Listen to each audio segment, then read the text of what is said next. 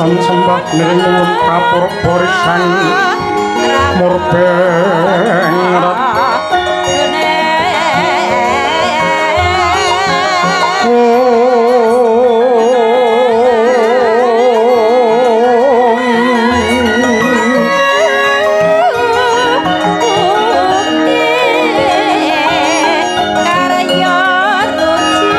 sahanane kang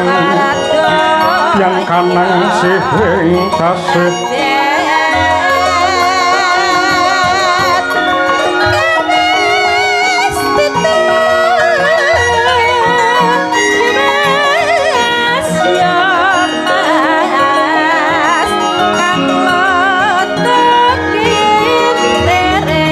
mawe buku sawekung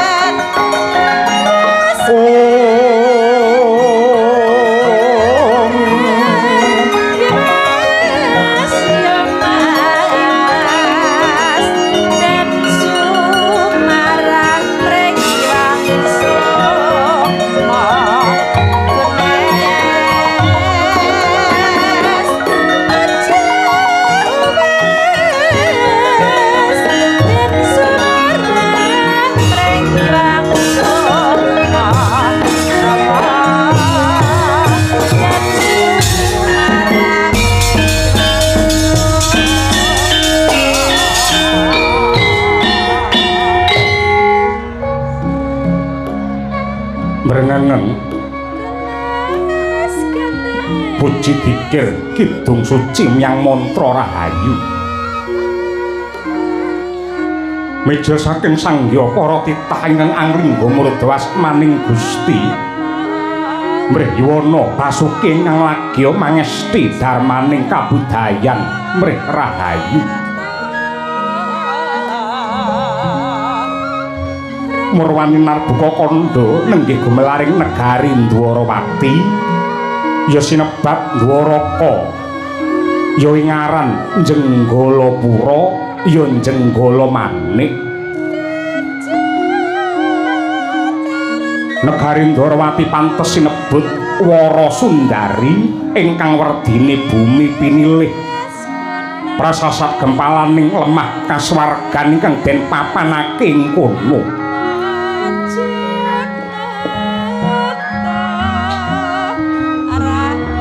bumi subur pasiten mawur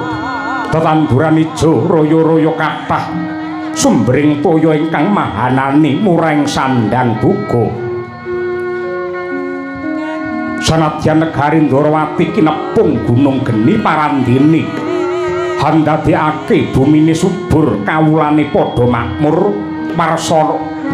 kang mangkono gedhekake rasa syukur lan tafakur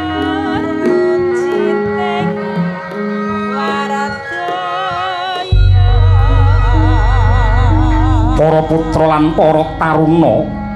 weruh ing tata krama ngajeni marang ingkang werda awit wajuh ngenya hangesti mring dwija ingkang mapan wonten ing sana wiyata pranyata lebda ing kawruh maneka warna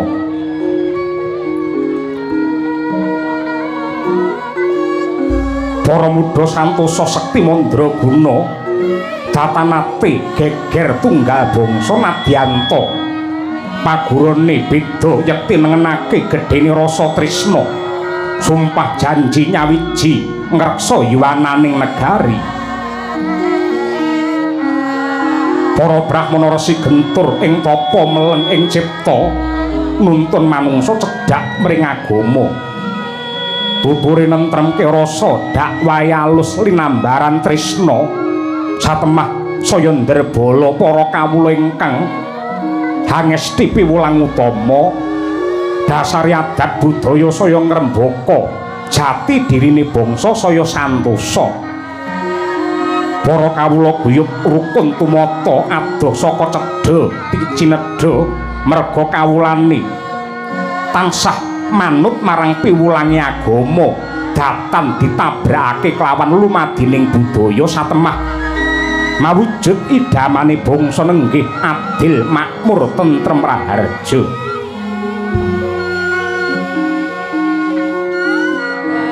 duwing ancik dina merdika ing wulan Hasta para kawula sayek saeka praya gotong royong nunggal sedya katingal ing desa dadi reja awit rinengga umbul-umbul ing pinggiring marga dian kencar-kencar gumandul mawarna-warna tembok linabur awarni seta swasana saya wibawa awit kumlebete sang duwi warna negari Dwaraka kena sinebut ngancik jaman kencana karana kasembuh pangaribawane Narendra ing ngasta pusaraning praja hanenggih jejuluk Sri Bathara Kresna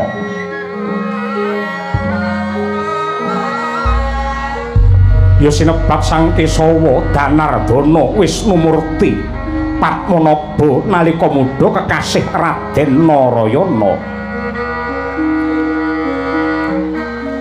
wis kawentar dadi wadah panitisane Sang Hyang Wisnu dewaning kabagyan uga sinebut sucaning rat oboring jagat pramilawas paningali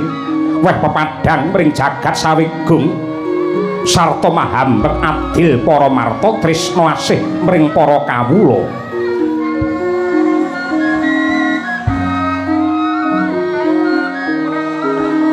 nedhenge dinten pasewakan Sang Nata kepareng miyos ing stinggil binata rata lenggahing dampar denta ingkang pinalipit kencana kadhep para sentananing praja ingkang pinandhegan nenggih satriya saking Sela Bumi kekasih Raden Setyaki Raden Sencaki Henjawiander pasibaning para nayaka jejel riyel aben cukit lenggahnya tanpa sela pinandhegan dening Rekyapati Udawa Winimbuhan payung agung hangendani Cinandra saking Mandrawa nganti kaya Himandra ingkang ngemuli Prayagung negari Dwarawati ucap dereng antos Sang Nata kepareng medhar pangandika ibah Kang Marasiba direka lamun ta Sang Hyang Bathara Brahma ngejawantah nanging bareng den telingake cetha ngigla tanpa warana Narendra Agung Mandura Prabu Baladewa ya Balarama mangkono Sri Kresna sigra gupuh-gupuh manem Brahma rawuhnya ingkang Raka Mandura giya ing acara lenggah